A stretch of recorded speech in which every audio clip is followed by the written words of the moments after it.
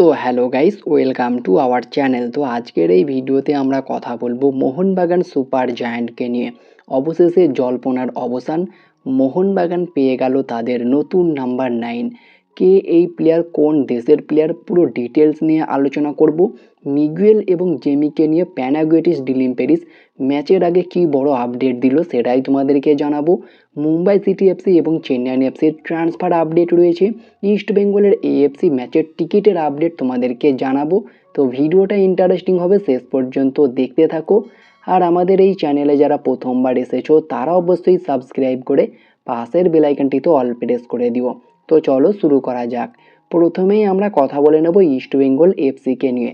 তো east Bengal 12ই August কিন্তু match খেলবে আল আরাবির সঙ্গে, এএফসি কাপের ম্যাচ। আর সেই ম্যাচের আগে কিন্তু একটু চিন্তায় পড়লো অ্যান্টোনিও লোপেজ হাবাস, কারণ তাদের অন্যতম একজন নতুন বিদেশি সেন্টার ব্যাক নাচো মনসালভে তিনি কিন্তু চোটের কবলে পড়েছেন এবং সম্ভবত এই ম্যাচে তাকে আমরা নাও দেখতে পারি।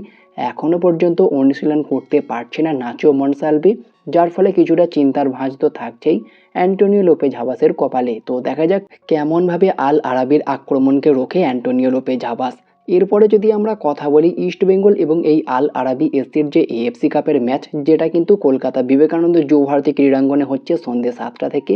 আর এই ম্যাচের টিকিট নিয়ে কিন্তু আপডেট এসে গেছে। এই ম্যাচের টিকিট তোমরা আজকে এবং আগামীকাল 10 তারিখ এবং 11 তারিখ দুটো তারিখেই তোমরা পেয়ে যাবে। দুপুর 2টো থেকে সন্ধ্যে 7টা পর্যন্ত বিবেকানন্দ যুবভারতী ক্রীড়াঙ্গনের গেট নম্বর 1-এ এবং গেট নম্বর 4 বক্স অফিসের কাছে। এছাড়াও ইস্ট বেঙ্গল ক্লাব দাবিতেও কিন্তু এই টিকিট দেওয়া হয়ে থাকবে। টিকিট মূল্য 149 থেকে শুরু করে 499 টাকা পর্যন্ত ধার্য করা হয়েছে এই ম্যাচের জন্য। তো তোমরা যারা চাও এই ম্যাচটা গিয়ে স্টেডিয়ামে দেখতে, অবশ্যই গিয়ে তোমরা চটপট টিকিট কেটে নাও। এরপরে যদি আমরা কথা বলি মুম্বাই সিটি এফসিকে নিয়ে, তো মুম্বাই সিটি এফসি কিন্তু একাধিক বিদেশিকে টার্গেট করছে, তবে তারা প্রাইজ মানি কাটিং করছে। মানে যখন এর আগে আমরা দেখেছি মুম্বাই কিন্তু অনেক বড় বড় দামি দামি বিদেশি স্ট্রাইকার নিয়ে আসতো, 4 কোটি 5 কোটি টাকার স্ট্রাইকার। তবে বর্তমানে মুম্বাই কিন্তু 1 থেকে 2 কোটি টাকা বা 2.5 কোটি টাকার মধ্যেই বিদেশি আনতে চাইছে। তো সেখানেই 1 কোটি টাকার একটু বেশি মার্কেট ভ্যালু একজন দুর্দান্ত আইএসএল এক্সপিরিয়েন্স স্ট্রাইকার, যার নাম উইলমার জর্ডন গিল। একসময় North East United FC, Chennai FC, Punjab এফসির মতো ক্লাবে খেলেছে। আর এই উইলমার জর্ডন গিল একজন 35 বছর বয়সী কলম্বিয়ান সেন্টার ফরওয়ার্ড। বর্তমান মার্কেট ভ্যালু 1 কোটি 20 লক্ষ টাকা। বর্তমানে উইদাউট ক্লাবে রয়েছে। আর মুম্বাই তার সঙ্গে অ্যাডভান্স স্টেজে কথাবার্তা চালাচ্ছে। দেখা যাক এই ডিলটা ডান হয়ে যাবে বলেই আশা করা যাচ্ছে বর্তমান সময়ে। পাশাপাশি রবসন রবিনোকে নিয়ে তোমাদেরকে গত ভিডিওতেই জানিয়েছিলাম যে মোহনবাগানের সঙ্গে কথাবার্তা শুরু করেছে মুম্বাই সিটি এফসি রবসন রবিনোকে নেওয়ার জন্য, এবং যেমনটা খবর বেরিয়ে আসছে অ্যাডভান্স স্টেজে কথাবার্তা চলছে আর সেটা কিন্তু লোন ডিল হতে চলেছে। রবসন রবিনো কিন্তু লোন ডিলে মুম্বাইতে যেতে চলেছে, এমনই একটা খবর বর্তমানে বেরিয়ে আসছে। তো দেখা যাক এই দুটো ডিল মুম্বাই সিটি এফসি ডান করতে পারে কি, তবে সম্ভাবনা রয়েছে ডান হয়ে যাওয়ার। এরপরে যদি আমরা কথা বলি এফসি গোয়াকে নিয়ে, তো এফসি গোয়া তারাও কিন্তু তাদের নতুন নাম্বার 9কে অফিসিয়ালি কনফার্ম করে অফিসিয়াল অ্যানাউন্সমেন্ট করে দিল, যার নাম চিকি। এই প্লেয়ারটিকে নিয়ে এর আগেও কথা বলেছি।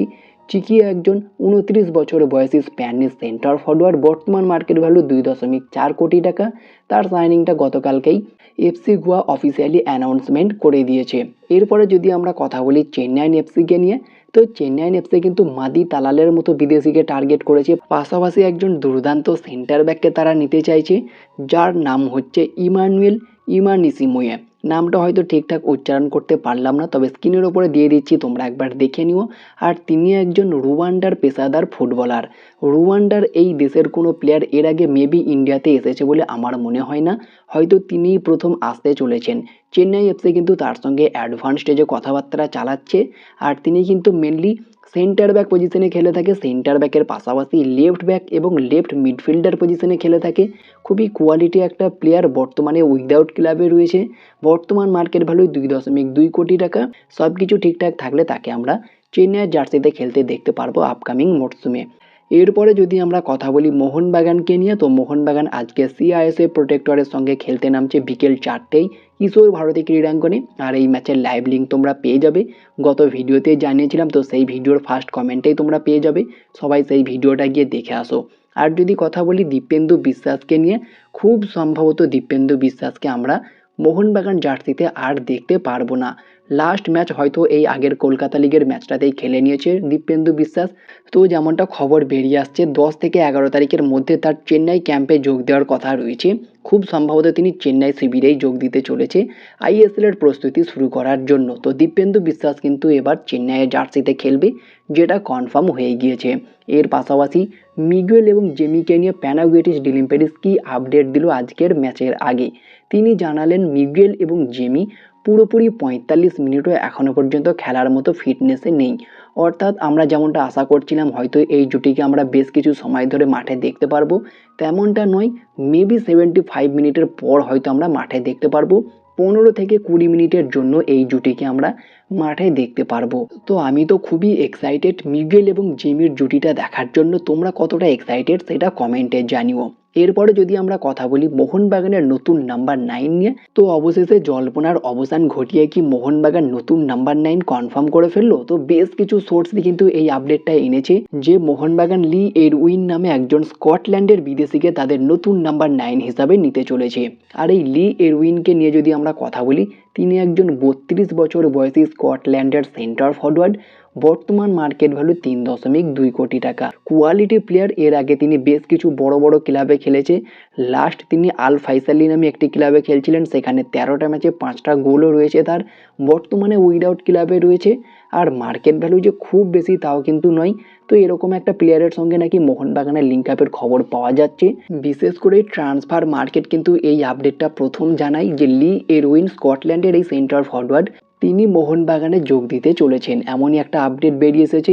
এবং তারপরেই বেশ কিছু সংবাদ মাধ্যমও কিন্তু এই নিউজটা কভার করেছে। তবে বর্তমানে মেরিনার্স এরিনা তারা জানাচ্ছেন নাকি এই প্লেয়ারটির সঙ্গে এখনও কথাবার্তা শুরু হয়নি। তবে ট্রান্সফার মার্কেট খুবই বড় একটা সোর্স। দেখা যাক শেষ মুহূর্তে কি হয়। রিউমোর পর্যায়ে আপাতত রয়েছে। তবে এই লি এরউইনের আসার সম্ভাবনা কিন্তু থাকছে। মার্কেট ভ্যালুও বেশ ভালো। আর বর্তমানে কিন্তু যে সমস্ত বিদেশিদেরকে মোহনবাগান টার্গেট করছে তারা কিন্তু আসতে চাইছে না। দেখার বিষয় এটাও হবে যে এই প্লেয়ারটিও মোহনবাগানে আসতে বা ইন্ডিয়াতে বর্তমানে আসতে ইন্টারেস্টেড হয় কিনা। বাকি আরও একটা কথা বলে নিই, হ্যাঁ লাস্ট সানডেতে কারোর নামই কিন্তু নেওয়া হয়নি, তোমরা অনেকেই কমেন্ট করেছো। তবে কিছু সমস্যার কারণে আমি সেই ভিডিওটা আনতে পারিনি। আশা করছি পরের সানডেতে প্রত্যেকেরই নাম নিতে পারবো এবং সেই ভিডিওটাও আসবে রবিবারেই। তো আজকের ভিডিও ব্যাস এই পর্যন্তই। ভিডিওটি ভালো লাগলে লাইক শেয়ার কমেন্ট করে চ্যানেলটিকে সাবস্ক্রাইব করে দিও। পাশে থাকা বেল আইকনটি ক্লিক করতে একদমই ভুলো না। তো দেখা হচ্ছে নেক্সট কোনো ভিডিওতে। Bye bye, have a good day.